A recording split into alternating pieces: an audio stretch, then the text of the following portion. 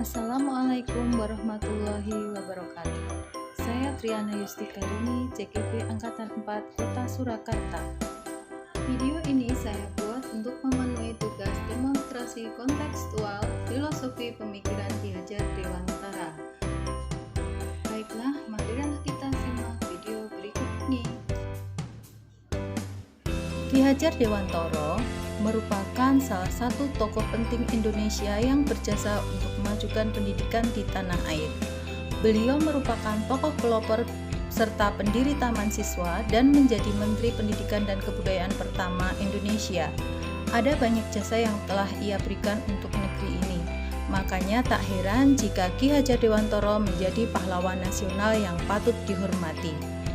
Ki Hajar Dewantara juga dikenal sebagai Bapak Pendidikan Nasional Indonesia.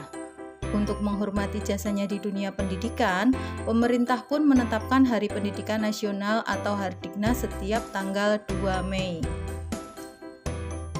Dasar pemikiran Ki Hajar Dewantara, pendidikan adalah tempat persemaian benih-benih kebudayaan dalam masyarakat.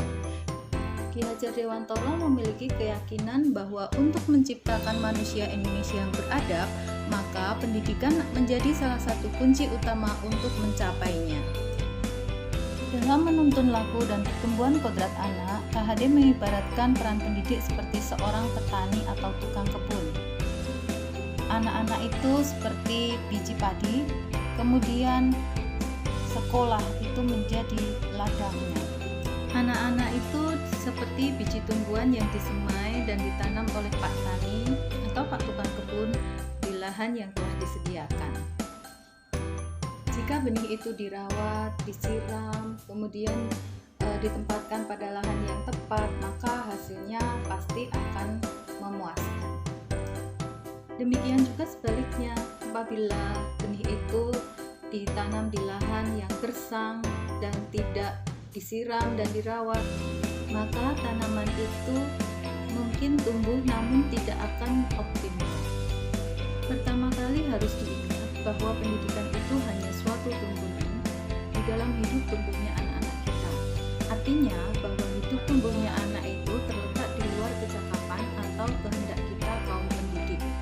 Kita tidak boleh memaksakan anak untuk menjadi seperti apa, karena mereka nanti akan tumbuh menurut kodratnya sendiri, dan mereka mempunyai hak yang sama untuk tumbuh dan belajar untuk menemukan kodrat dirinya sendiri. Peran guru di sini adalah menuntun laku pertumbuhan kodrat anak sesuai dengan tujuan pendidikan, yaitu menuntun segala kodrat yang ada pada anak-anak agar mereka dapat mencapai keselamatan dan kebahagiaan yang setinggi-tingginya, baik sebagai manusia maupun sebagai anggota masyarakat. Sebagai pendidik, kita juga harus mengingat konsep pendidikan yang diajarkan oleh Ki Hajar Dewantara.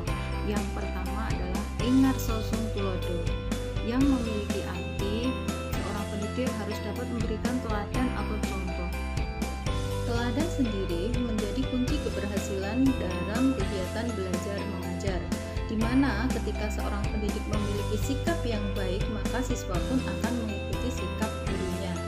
Sehingga saat kegiatan belajar mengajar berlangsung, maka guru harus membimbing serta memberikan arahan kepada siswa agar tujuan pembelajaran dapat dipelajari siswa dengan baik. Yang kedua, ing matya mangon karso. Artinya, seorang guru itu harus bisa menciptakan ide atau gagasan dalam proses pembelajaran. Guru dapat memfasilitasi beragam metode serta strategi agar tujuan pembelajaran berhasil dicapai. Selain itu, kemampuan atau potensi yang dimiliki oleh siswa dapat berkembang dengan baik. Yang ketiga, tutwuri handayani. Artinya, seorang guru harus berada di belakang siswa untuk memberi dorongan atau arahan. Dalam hal ini, seorang pendidik wajib memiliki tanggung jawab dalam pekerjaannya untuk mendorong orang lain dalam mencapai tujuan secara berkelanjutan. Selanjutnya, bagaimana implementasi atau penerapan yang sudah dilakukan di sekolah ataupun di kelas? Yang pertama, pembelajaran itu harus berpusat pada peserta didik. Kemudian yang kedua, proses pembelajaran harus menyenangkan dengan bermain sambil belajar serta penanaman budi pekerti. Yang ketiga, penanaman nilai karakter sebelum pembelajaran dimulai. Yang keempat, membangun kolaborasi dengan semua warga sekolah dan orang tua peserta didik. Contoh implementasi di sekolah yang sudah saya lakukan itu menggunakan metode pembelajaran yang menyebabkan siswa aktif, kemudian adanya kegiatan keagamaan, salam sapa senyum, berbagi, kemudian sosialisasi bersama orang tua peserta didik.